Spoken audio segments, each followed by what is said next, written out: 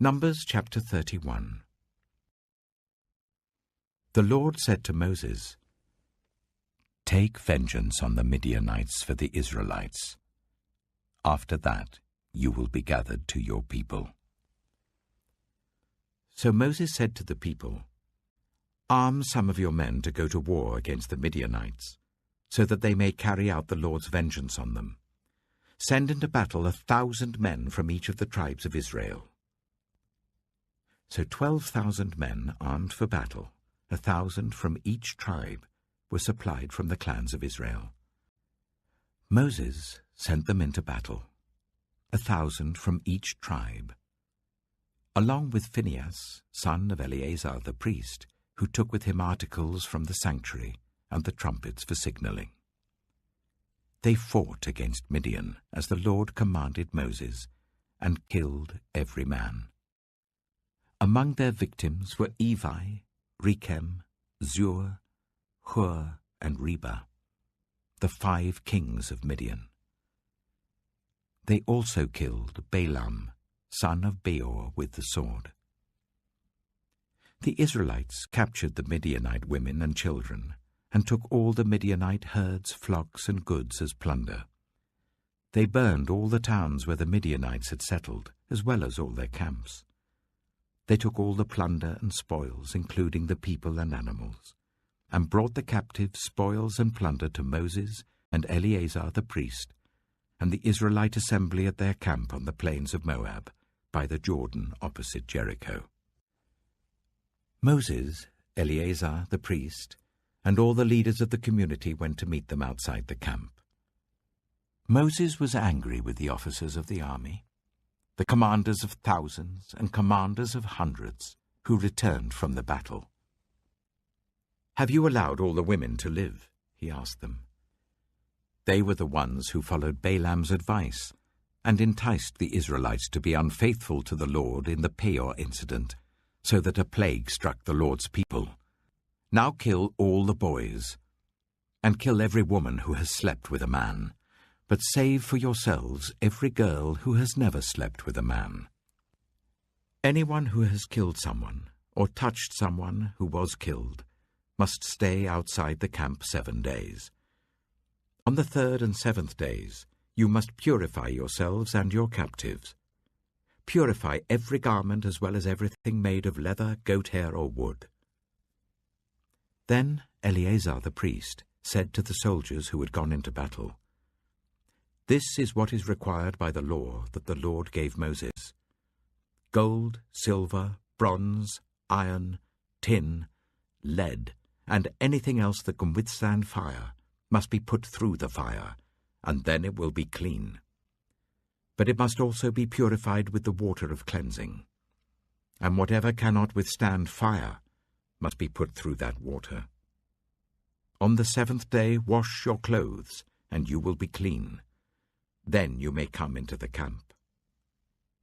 The Lord said to Moses, "You and Eleazar the priest, and the family heads of the community, are to count all the people and animals that were captured. Divide the spoils equally between the soldiers who took part in the battle and the rest of the community. From the soldiers who fought in the battle, set apart as tribute for the Lord 1 out of every 500, whether people, cattle, donkeys, or sheep. Take this tribute from their half share and give it to Eleazar the priest as the Lord's part. From the Israelites' half, select 1 out of every 50, whether people, cattle, donkeys, sheep, or other animals. Give them to the Levites, who are responsible for the care of the Lord's tabernacle." So Moses and Eleazar the priest did as the Lord commanded Moses. The plunder remaining from the spoils that the soldiers took was 675,000 sheep, 72,000 cattle, 61,000 donkeys, and 32,000 women who had never slept with a man. The half share of those who fought in the battle was 337,500 sheep, of which the tribute for the Lord was 675. 36,000 cattle, of which the tribute for the Lord was 72. 30,500 donkeys, of which the tribute for the Lord was 61. 16,000 people, of whom the tribute for the Lord was 32. Moses gave the tribute to Eleazar the priest as the Lord's part, as the Lord commanded Moses. The half belonging to the Israelites, which Moses set apart from that of the fighting men, the community's half, was 337,500 sheep, 36,000 cattle, 30,500 donkeys, and 16,000 people. From the Israelites' half, Moses selected one out of every 50 people and animals, as the Lord commanded him, and gave them to the Levites, who were responsible for the care of the Lord's tabernacle. Then the officers who were over the units of the army, the commanders of thousands and commanders of hundreds, went to Moses and said to him, "Your servants have counted the soldiers under our command, and not one is missing. So we have brought as an offering to the Lord the gold articles each of us acquired, armlets, bracelets, signet rings, earrings, and necklaces, to make atonement for ourselves before the Lord." Moses and Eleazar the priest accepted from them the gold, all the handcrafted articles. All the gold from the commanders of thousands and commanders of hundreds that Moses and Eleazar presented as a gift to the Lord weighed 16,750 shekels. Each soldier had taken plunder for himself. Moses and Eleazar the priest accepted the gold from the commanders of thousands and commanders of hundreds, and brought it into the tent of meeting as a memorial for the Israelites before the Lord.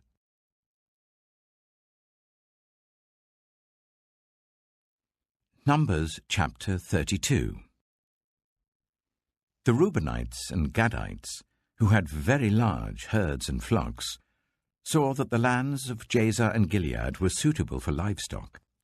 So they came to Moses and Eleazar the priest, and to the leaders of the community, and said, "Ataroth, Dibon, Jazer, Nimrah, Heshbon, Elealeh, Sebam, Nebo, and Beon, the land the Lord subdued before the people of Israel, are suitable for livestock, and your servants have livestock. If we have found favor in your eyes," they said, "let this land be given to your servants as our possession. Do not make us cross the Jordan." Moses said to the Gadites and Reubenites, "Should your fellow Israelites go to war while you sit here? Why do you discourage the Israelites from crossing over into the land the Lord has given them? This is what your fathers did when I sent them from Kadesh Barnea to look over the land. After they went up to the valley of Eshcol and viewed the land, they discouraged the Israelites from entering the land the Lord had given them. The Lord's anger was aroused that day, and he swore this oath: because they have not followed me wholeheartedly, not one of those who were 20 years old or more when they came up out of Egypt will see the land I promised on oath to Abraham, Isaac, and Jacob, not one, except Caleb, son of Jephunneh, the Kenizzite, and Joshua, son of Nun, for they followed the Lord wholeheartedly." The Lord's anger burned against Israel, and he made them wander in the wilderness for 40 years, until the whole generation of those who had done evil in his sight was gone. And here you are, a brood of sinners, standing in the place of your fathers and making the Lord even more angry with Israel. If you turn away from following him, he will again leave all this people in the wilderness, and you will be the cause of their destruction. Then they came up to him and said, "We would like to build pens here for our livestock and cities for our women and children. But we will arm ourselves for battle and go ahead of the Israelites until we have brought them to their place. Meanwhile, our women and children will live in fortified cities for protection from the inhabitants of the land. We will not return to our homes until each of the Israelites has received their inheritance. We will not receive any inheritance with them on the other side of the Jordan, because our inheritance has come to us on the east side of the Jordan."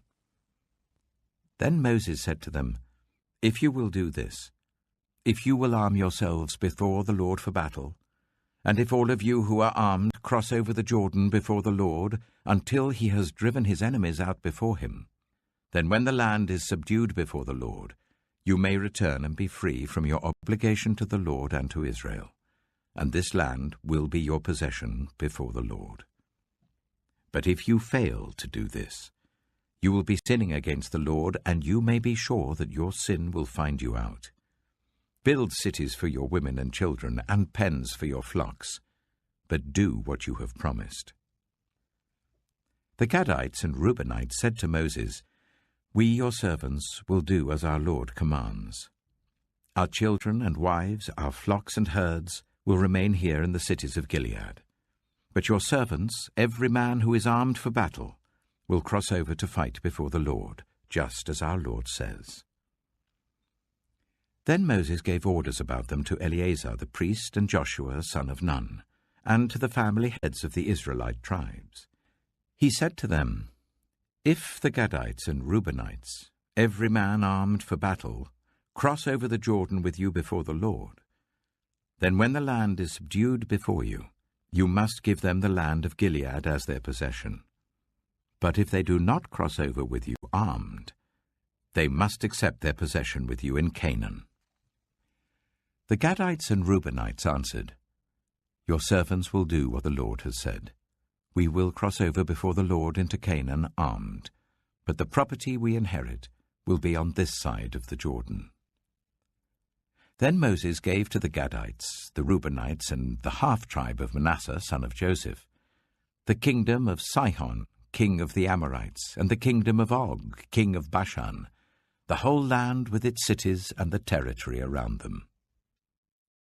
The Gadites built up Dibon, Ataroth, Aroah, Atroth-Shophan, Jazer, Jogbedah, Beth-Nimrah, and Beth-Haran, as fortified cities, and built pens for their flocks. And the Reubenites rebuilt Heshbon, Elealeh, and Kiriathaim, as well as Nebo and Baal-Meon. These names were changed. And Sibmah. They gave names to the cities they rebuilt. The descendants of Machir, son of Manasseh, went to Gilead, captured it, and drove out the Amorites who were there. So Moses gave Gilead to the Machirites, the descendants of Manasseh, and they settled there. Jair, a descendant of Manasseh, captured their settlements and called them Havoth-Jair. And Nobah captured Kenath and its surrounding settlements and called it Nobah after himself.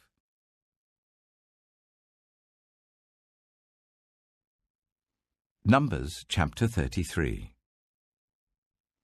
Here are the stages in the journey of the Israelites when they came out of Egypt by divisions under the leadership of Moses and Aaron.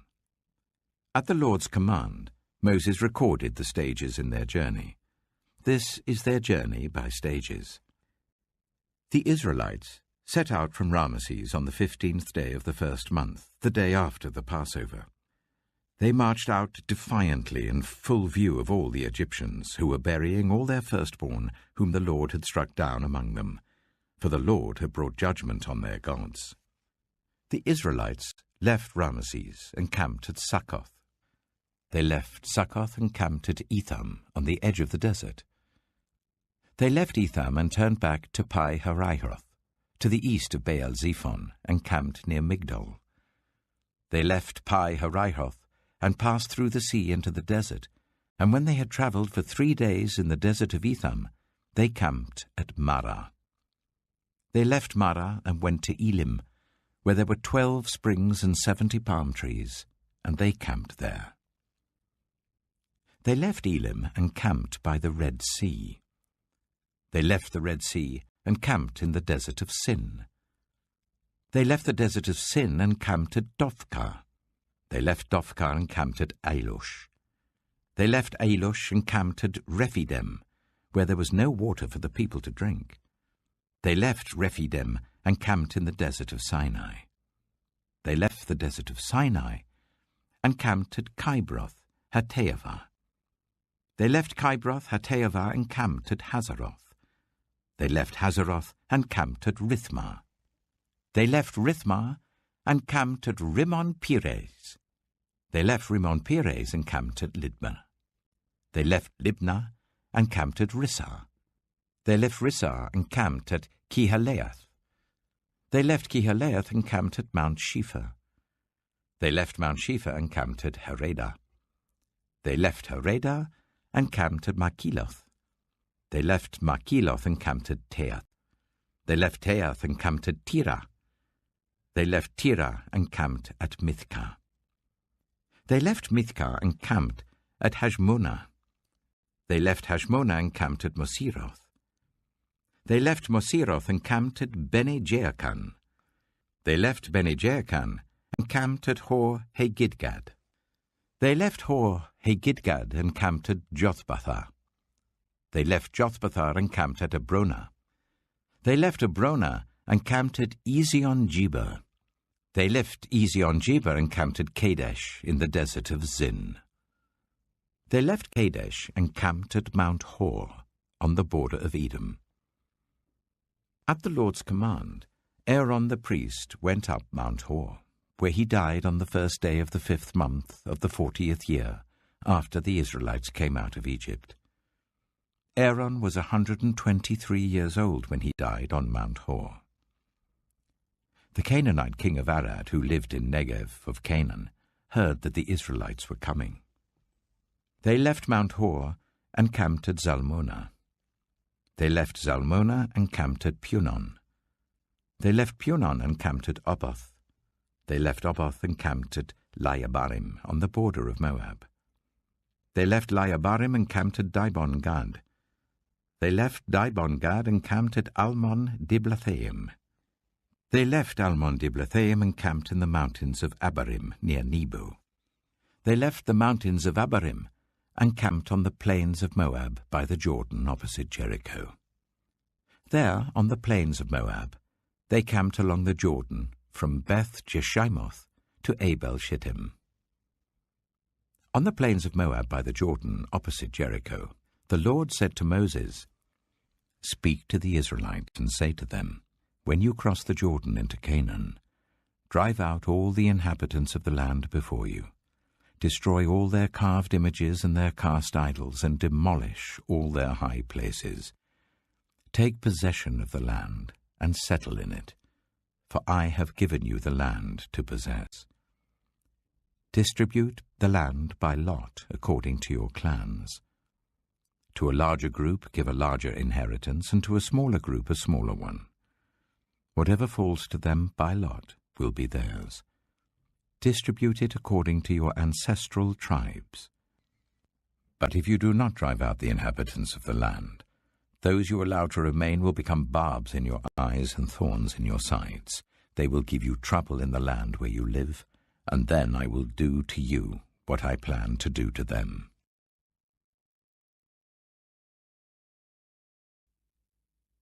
Mark chapter 14. Now the Passover and the festival of unleavened bread were only 2 days away, and the chief priests and the teachers of the law were scheming to arrest Jesus secretly and kill him. "But not during the festival," they said, "or the people may riot." While he was in Bethany, reclining at the table in the home of Simon the leper, a woman came with an alabaster jar of very expensive perfume made of pure nard.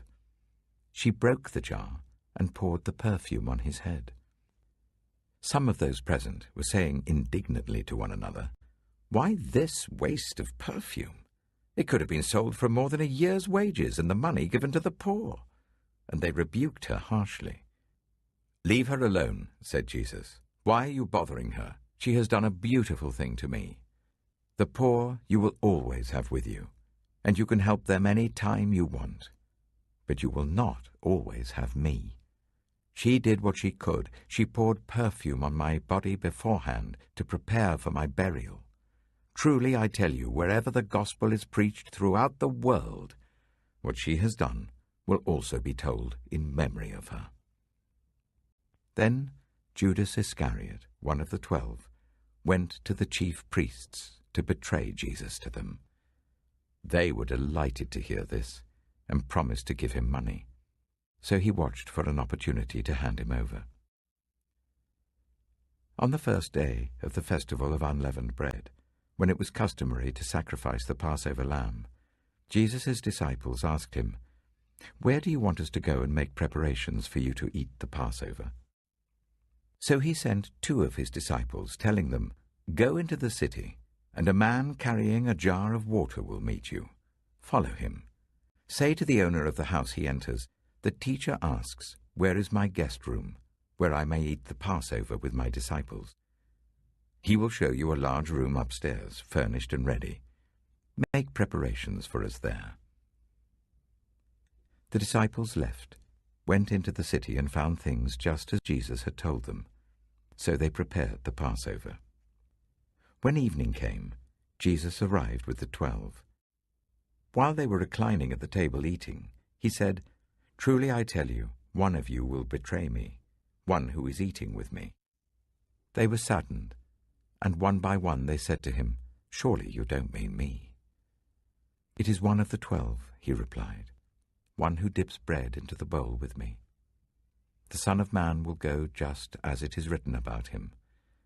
But woe to that man who betrays the Son of Man. It would be better for him if he had not been born." While they were eating, Jesus took bread, and when he had given thanks, he broke it and gave it to his disciples, saying, "Take it, this is my body." Then he took a cup, and when he had given thanks, he gave it to them, and they all drank from it. "This is my blood of the covenant, which is poured out for many," he said to them. "Truly I tell you, I will not drink again from the fruit of the vine until that day when I drink it new in the kingdom of God." When they had sung a hymn, they went out to the Mount of Olives. "You will all fall away," Jesus told them, "for it is written, 'I will strike the shepherd, and the sheep will be scattered.' But after I have risen, I will go ahead of you into Galilee." Peter declared, "Even if all fall away, I will not." "Truly I tell you," Jesus answered, "today, yes, tonight, before the cock crows twice, you yourself will disown me 3 times. But Peter insisted emphatically, "Even if I have to die with you, I will never disown you." And all the others said the same. They went to a place called Gethsemane, and Jesus said to his disciples, "Sit here while I pray." He took Peter, James, and John along with him, and he began to be deeply distressed and troubled. "My soul is overwhelmed with sorrow to the point of death," he said to them. "Stay here and keep watch." Going a little farther, he fell to the ground and prayed that, if possible, the hour might pass from him. "Abba, Father," he said, "everything is possible for you. Take this cup from me, yet not what I will, but what you will." Then he returned to his disciples and found them sleeping. "Simon," he said to Peter, "are you asleep? Couldn't you keep watch for 1 hour? Watch and pray, so that you will not fall into temptation. The spirit is willing, but the flesh is weak." Once more he went away and prayed the same thing. When he came back, he again found them sleeping because their eyes were heavy. They did not know what to say to him. Returning the 3rd time, he said to them, "Are you still sleeping and resting? Enough. The hour has come. Look, the Son of Man is delivered into the hands of sinners. Rise, let us go. Here comes my betrayer." Just as he was speaking, Judas, one of the 12, appeared. With him was a crowd armed with swords and clubs, sent from the chief priests, the teachers of the law, and the elders. Now the betrayer had arranged a signal with them. "The one I kiss is the man. Arrest him and lead him away under guard." Going at once to Jesus, Judas said, "Rabbi," and kissed him. The men seized Jesus and arrested him. Then one of those standing near drew his sword and struck the servant of the high priest, cutting off his ear. "Am I leading a rebellion?" said Jesus, "that you have come out with swords and clubs to capture me. Every day I was with you, teaching in the temple courts, and you did not arrest me. But the scriptures must be fulfilled." Then everyone deserted him and fled. A young man, wearing nothing but a linen garment, was following Jesus. When they seized him, he fled naked, leaving his garment behind. They took Jesus to the high priest, and all the chief priests, the elders, and the teachers of the law came together. Peter followed him at a distance, right into the courtyard of the high priest. There he sat with the guards and warmed himself at the fire. The chief priests and the whole Sanhedrin were looking for evidence against Jesus, so that they could put him to death, but they didn't find any. Many testified falsely against him, but their statements did not agree. Then some stood up and gave this false testimony against him. "We heard him say, 'I will destroy this temple made with human hands, and in 3 days will build another, not made with hands.'" Yet even then their testimony didn't agree. Then the high priest stood up before them and asked Jesus, "Are you not going to answer? What is this testimony that these men are bringing against you?" But Jesus remained silent and gave no answer. Again the high priest asked him, "Are you the Messiah, the Son of the Blessed One?" "I am," said Jesus, "and you will see the Son of Man sitting at the right hand of the Mighty One, and coming on the clouds of heaven." The high priest tore his clothes. "Why do we need any more witnesses?" he asked. "You have heard the blasphemy. What do you think?" They all condemned him as worthy of death. Then some began to spit at him.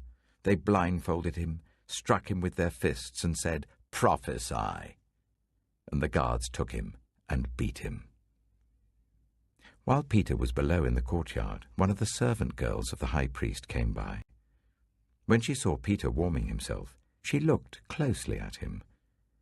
"You also were with that Nazarene Jesus," she said. But he denied it. "I don't know or understand what you're talking about," he said, and went out into the entrance. When the servant girl saw him there, she said again to those standing round them, "This fellow is one of them." Again he denied it. After a little while, those standing near said to Peter, "Surely you are one of them, for you are a Galilean." He began to call down curses, and he swore to them, "I don't know this man you're talking about." Immediately the cock crowed the second time. Then Peter remembered the word Jesus had spoken to him. "Before the cock crows twice, you will disown me 3 times." And he broke down and wept.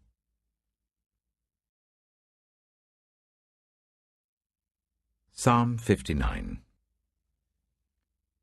Deliver me from my enemies, O God. Be my fortress against those who are attacking me. Deliver me from evildoers, and save me from those who are after my blood. See how they lie in wait for me. Fierce men conspire against me for no offense or sin of mine, Lord. I have done no wrong, yet they are ready to attack me. Arise to help me. Look on my plight. You, Lord God Almighty, you who are the God of Israel, rouse yourself to punish all the nations. Show no mercy to wicked traitors. They return at evening, snarling like dogs, and prowl about the city. See what they spew from their mouths. The words from their lips are sharp as swords, and they think, "Who can hear us?" But you laugh at them, Lord. You scoff at all those nations. You are my strength. I watch for you. You, God, are my fortress, my God, on whom I can rely. God will go before me, and will let me gloat over those who slander me. But do not kill them, Lord our shield, or my people will forget. In your might uproot them and bring them down.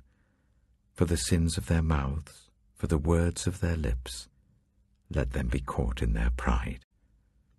For the curses and lies they utter, consume them in your wrath. Consume them till they are no more. Then, It will be known to the ends of the earth that God rules over Jacob. They return at evening, snarling like dogs, and prowl about the city. They wander about for food and howl if not satisfied. But I will sing of your strength. In the morning I will sing of your love, for you are my fortress, my refuge in times of trouble. You are my strength. I sing praise to you. You, God, are my fortress, my God, on whom I can rely.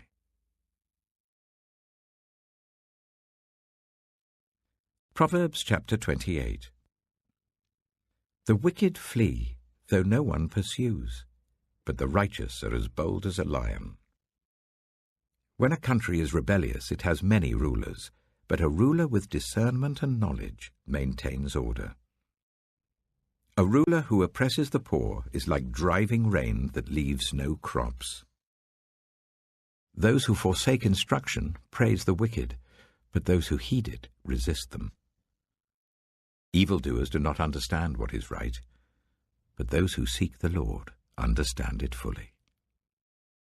Better the poor, whose way of life is blameless, than the rich, whose ways are perverse. A discerning son heeds instruction, but a companion of gluttons disgraces his father. Whoever increases wealth by taking interest or profit from the poor amasses it for another, who will be kind to the poor. If anyone turns a deaf ear to my instruction, even their prayers are detestable. Whoever leads the upright along an evil path will fall into their own trap, but the blameless will receive a good inheritance. The rich are wise in their own eyes. One who is poor and discerning sees how deluded they are. When the righteous triumph, there is great elation. But when the wicked rise to power, people go into hiding. Whoever conceals their sins does not prosper, but the one who confesses and renounces them finds mercy. Blessed is the one who always trembles before God, but whoever hardens their heart falls into trouble. Like a roaring lion or a charging bear is a wicked ruler over a helpless people.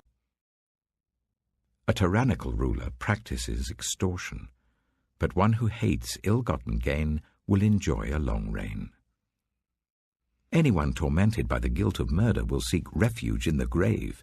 Let no one hold them back. The one whose way of life is blameless is kept safe, but the one whose ways are perverse will fall into the pit.